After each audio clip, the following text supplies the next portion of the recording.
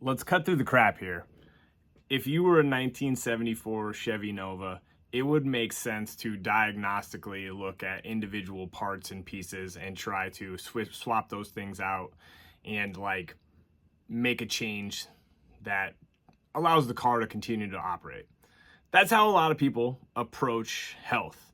They look for singular factors that if they tweak those factors or if they fix those factors, everything will come back into line.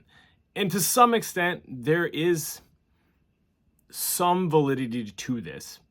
But when you really zoom out and you look at human behaviors and human beliefs and humans as a physiologic, biologic organism, you start to notice that there's just patterns in how that type of thinking doesn't actually help people. It often just leads to a cascade of searching for a fix over and over and over again. Instead, if you look at yourself or humans more like a plant, more like something that exists in an overarching ecosystem, more like something that has the ability to respond to stresses imposed and make changes that are globally beneficial, you can actually start to get better results in how you feel and how you perform, and B, you can break the cycle of anxiety and fear associated with like trying to find these root causes or these things that are broken that need fixing. I'm not saying that you're going to feel great all the time just because you've started to treat yourself more like a plant and less like a car. The reality of so much of this stuff is that there's repercussions for being a physical creature that has to manage stress. But this can be really positive. There is really good evidence for how we view challenges as a precursor to if we can handle them and if we ultimately adapt to them. Your mindset oriented around something and how you call on your resources, both internal and external, has a ton of power in ultimately the outcomes you get down the road. So what I want you to start to think about is if instead of going and looking for these singular things that are going to solve all your problems, you just started to do the basics of taking care of a human, well, what would that do for you?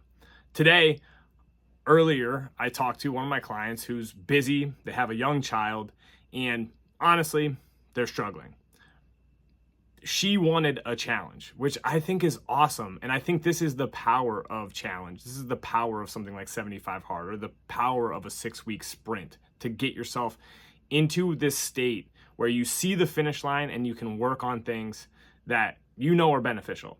We basically agreed on that she takes a daily walk, that she gets 3 workouts in a week. And those workouts do not have to be perfect. They just have to get done. They have to get started.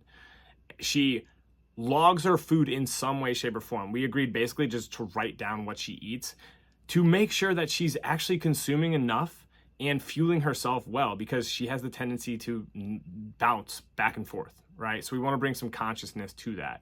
And then finally, to reflect on the day with 1 line. We can track this in a journal. That's actually our approach. And it is a holistic approach to taking care of herself. We're not looking to figure out one singular factor. We're looking to just help her feel better and do the things that she knows she needs to do to move in the right direction over time. That's the approach that more people should be taking, and that's the approach that is unfortunately not always advocated for in the fitness and health space. Everybody is looking for a magic bullet. So, ask yourself this question.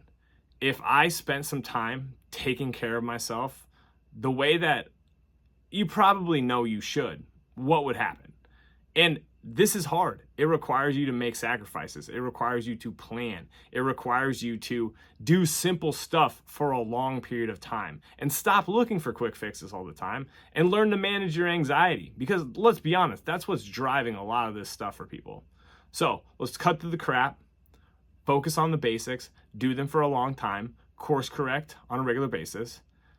If you do the basics well, if you get 7 to 9 hours of sleep, if you get more activity, if you manage your food intake, if you strength train and you do some cardio, again, those are hard things.